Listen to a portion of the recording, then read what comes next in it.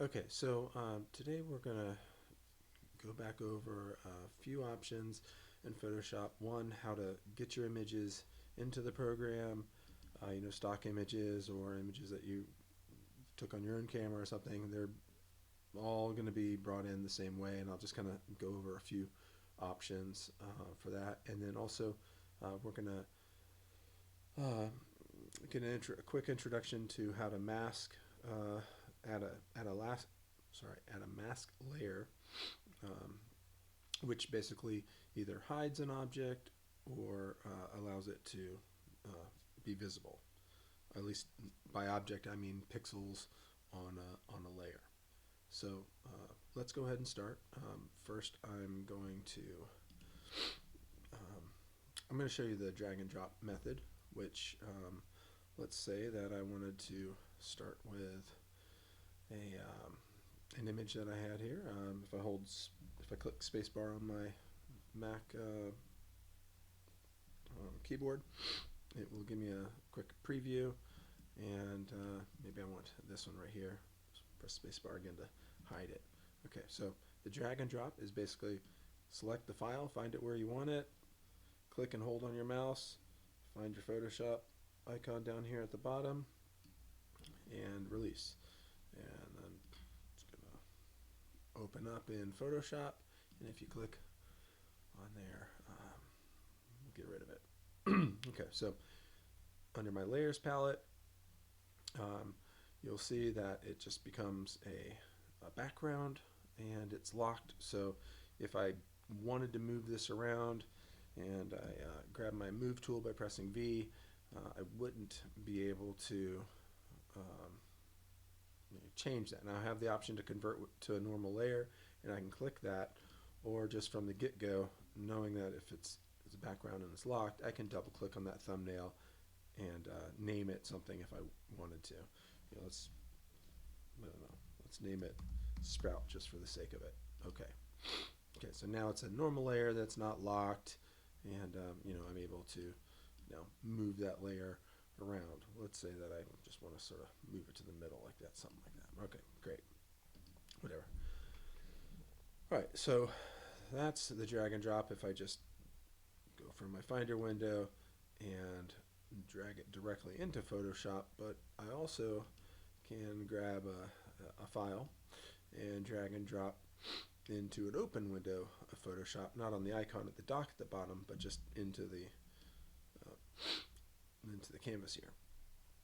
Okay, and it will sort of automatically uh, shrink or resize that image proportionately, whether it's oriented for a landscape or portrait. It will choose whatever the most restrictive size is on that, and size it accordingly if it's larger than the space that I have available.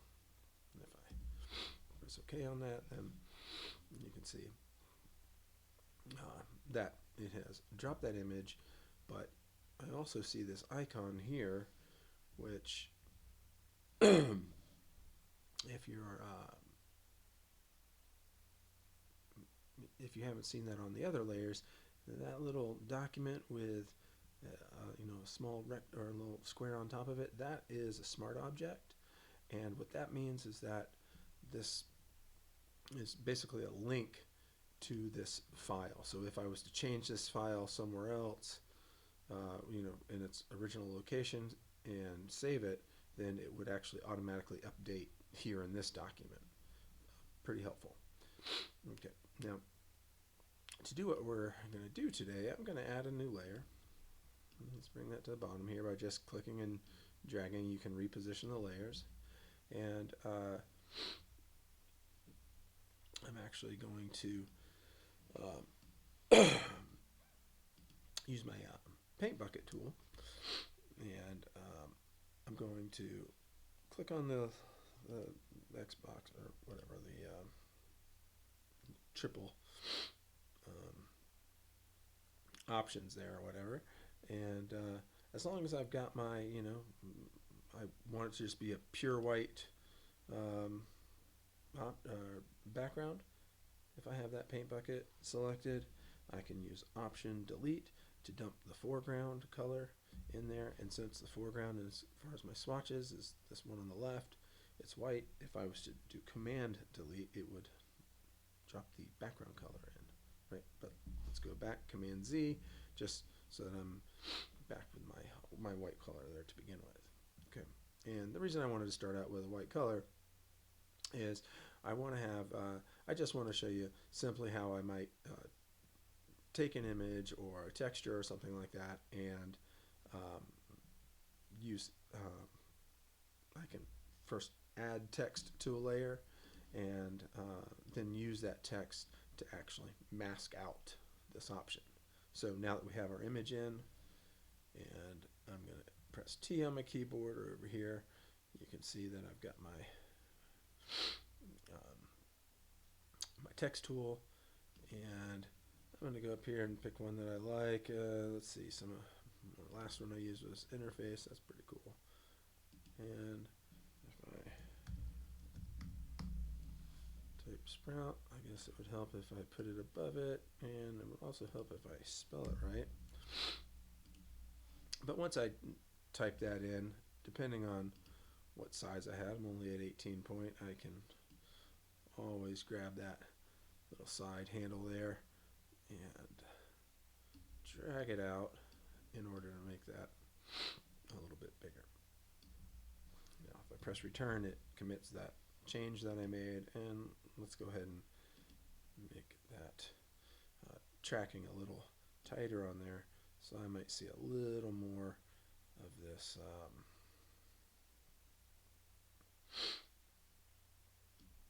little less gaps and a little more solid text form there. Okay, I'm just going to kind of reposition it. So one way that you can use text as sort of a mask. This technically isn't a mask, but if you hold down Option and you click, you see if I hover over between those two layers, I get the little down arrow. And when I click on that, what it does is it basically tells Photoshop, hey, whatever pixels are opaque on this bottom layer, I'm going to apply this image, or it could be a solid, that could be solid color, it could be an image, it could be an effect, it could be an adjustment layer, anything that's the above layer. I'm going to only see that visible on the opaque pixels that are in this layer underneath. And so that's a really quick way, if you had a texture or an image, in order to use that to basically only show part of the image, right? Like, kind of cool. And it makes sense, you know, with the word that I typed. Now, another way I like to look at this is if I hold down Option, you see how it has the line through the arrow? So that's saying, you know, disable that, or like, you know, break that image applying to the text underneath. So what you can do is you can hold the Command key on a Mac and click on the thumbnail of the T right here, and you will see anytime that you hold down Command and click the thumbnail of a layer in Photoshop, it will make a selection around those pixels. So you can see I've got an outline here of the little, you know, dancing ants, as they call them, just indicating that that's what is selected. And then if I'm on the layer of the actual sprout image, if I go to the bottom of my layers palette here, and you see layers mask, if you want to learn a little more about that, you can watch the quick video there by just clicking, and Adobe has a little run through. But basically what it does is when you click that, it hides part of the image, and it only allows another part of the image to be visible. The part of the image that is visible, as you can see in this thumbnail right here, is the white. right? So white reveals, black conceals. So anything out here that's black is invisible basically, and that's why I put a color background there, just so I could see it stand out. Okay, and the reason I tend to use a mask versus just the little option click trick is that I have the ability to go outside of the lines here with a mask. Like if I hold down shift and I click on this mask thumbnail, it hides it, right? It's still there, it didn't go anywhere, it's just hiding it for the time being. So let's say that I wanted these leaves to go outside of the shape of the sprout. I can use another selection tool, like click on the magic wand over here, and I can use Photoshop's ability here to select a subject, and then if I click here under the cloud, the detailed results, that's going to be a little better than if I do it local here on the device, and as long as I'm on the layer that actually has a subject and not just my mask, then if I select the subject, Photoshop does a little wizardry and it makes a selection. It sort of looks at what the focus of that image is, and it does a really good job just right out of the box on a super simple image like this. But it will save me a little bit of time because, as you can see, if I was to come in here, like let's say my lasso tool, I'd have to click, click, click, click with the polygonal lasso tool, or maybe just with the regular lasso tool. I'd have to carefully draw around that, and there's other ways to make a selection, but I find with simple things like this, go to your wand, hit your select subject, and let Photoshop get you almost there. If it's off a little bit, then you can always use your lasso tools or something like that to clean it up. But the reason I wanted to do that is if I hit shift again to make my mask visible, you can see that I've got a mask here, right, based off of the text, and then I also have this selection that's going to shooting out. And so the reason I like a mask is because I can paint that back in. Now, if I grab a brush,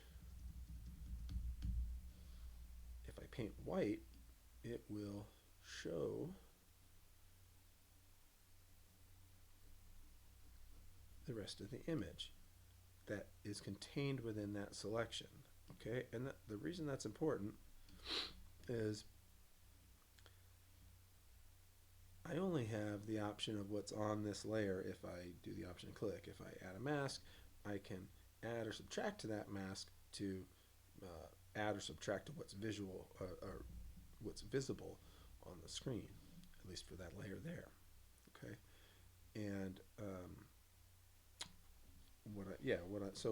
what I like about that option there is I can always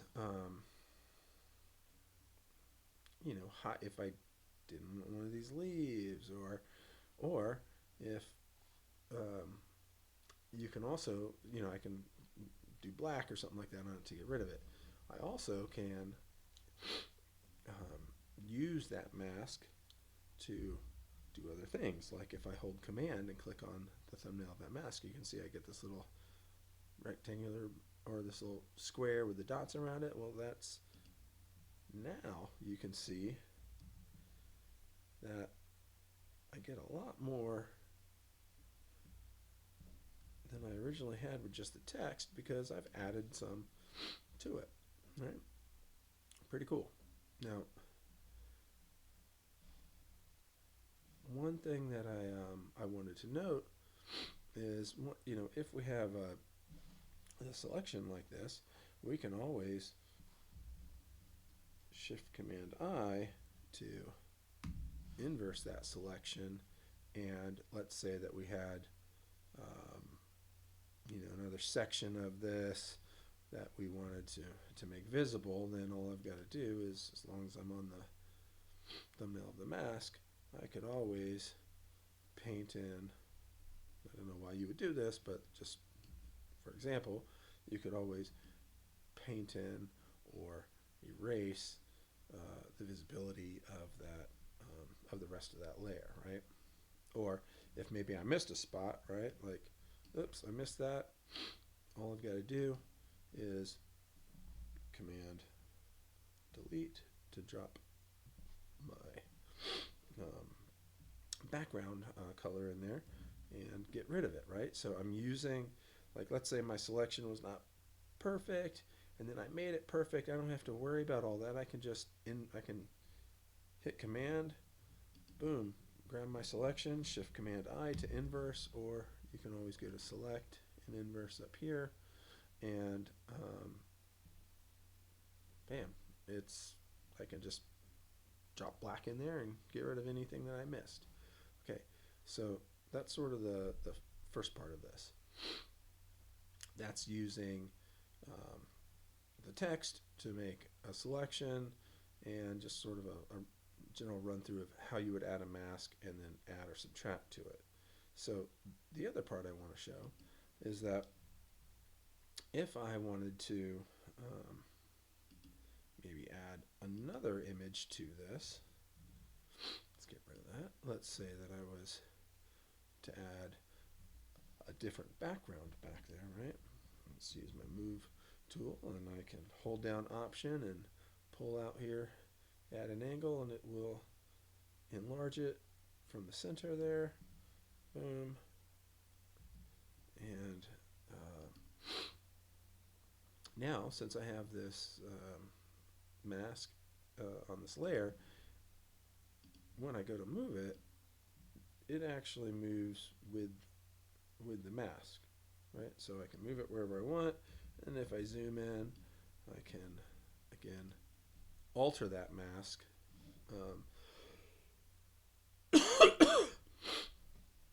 and hide or make anything visible on there that I wanted to maybe make it blend a little bit better, like say on these edges of the letters and whatnot. So just remember, memory is pretty cheap. Time isn't, so you can always select your layer and Command J to duplicate that layer, or let's go back a step. If you click and drag it down here into the new layer, it will also duplicate that layer. And sometimes I like to do that just in case I mess up. I'll turn that off and I still have that original selection, right? That original mask. So I can always hit Command and get it if needed. And the reason I might do that is, let's say if I grab my brush and I'm just using my bracket keys to go up or down on the size of that brush. Left bracket key makes it smaller, right makes it bigger, or you can always go up here to the slider and the size, or effective, the hardness if you want a soft edge brush or a hard edge brush. Now, as long as I'm on my thumbnail and I can see that I will be painting white, so if I do that, it'll actually make it visible. I want to press X on my keyboard to switch those foreground and background colors, or I can hit the little arrow there, right? And now, if I come in here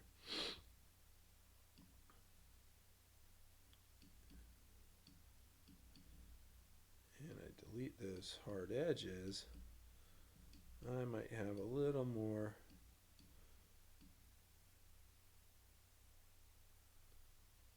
believable composition here.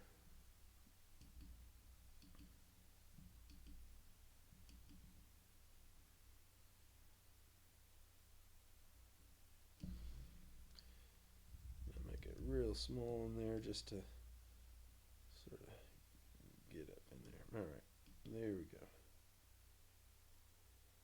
All right, that's pretty good. All right, something like that, right? Now we have, what we've done is we've added some text to a layer, we've used it to make a selection, and then used some Photoshop selection tools and even Photoshop to make some selections. and added those or subtracted from those selections to add and subtract some of the pixels on the that are visible on the layer by adding a layer mask.